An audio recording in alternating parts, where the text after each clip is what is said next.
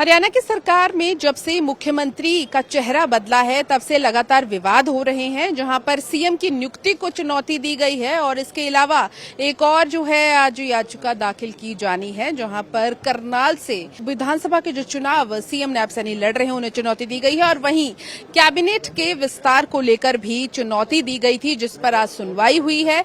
सुनवाई में क्या कुछ रहा बताने के लिए हमारे साथ जिन्होंने ये याचिका डाली है, यानी कि याचिकाकर्ता एडवोकेट जगमोहन भट्टी जी हमारे साथ हैं। सर, इससे पहले आपने एक याचिका दाखिल की थी सीएम की नियुक्ति को लेकर कि नियुक्ति नहीं हो सकती इस तरीके से जिस तरीके से किया गया, क्योंकि वो विधायक नहीं थे और इस्तीफा भी नहीं दिया था।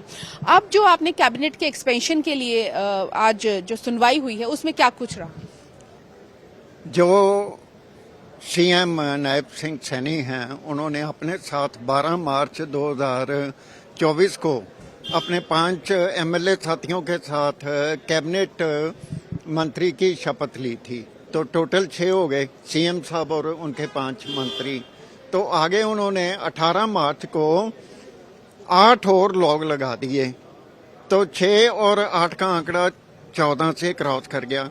परमिसिबल लिमिट है कॉन्स्टिट्यूशन ऑफ इंडिया के मुताबिक 15% ऑफ हाउस स्ट्रेंथ जो 90 है, 90 के मुताबिक 13.5 का आंकड़ा आता है। तो ये राउंड फिगर 14 करते हैं, 13 क्यों नहीं करते?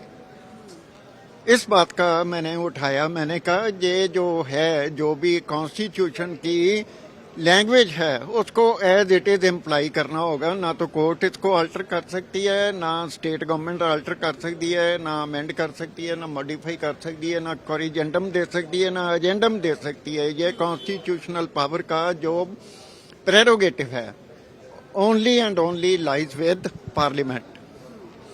तो इस बात के ऊपर विशेष चर्चा हुई और इसके ऊपर भारत सरकार को, इलेक्शन कमीशन ऑफ इंडिया को और जो है हरियाणा सरकार, विधानसभा के स्पीकर और सीएम नायब सिंह सैनी और उनके 13 सदस्य जो हैं कैबिनेट के, सभी को नोटिस हुआ है।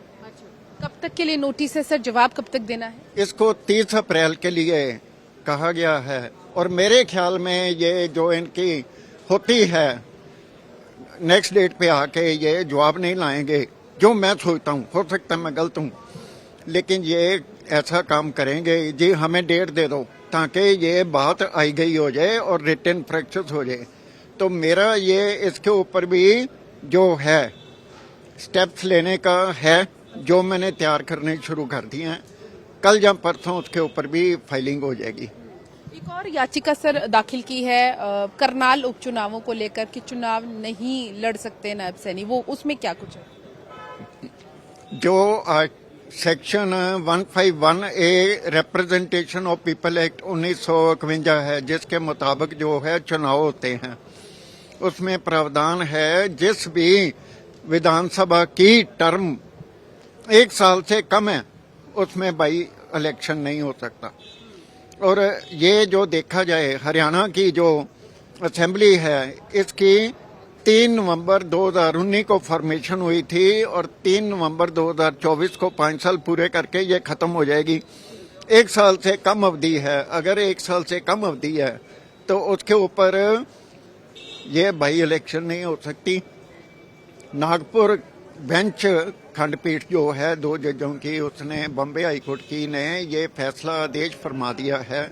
ऐसी बाई इलेक्शन जो है अकोला के महाराष्ट्र से थी, उसको उन्होंने सेट असाइड कर दिया और इलेक्शन कमीशन ने मान लिया है।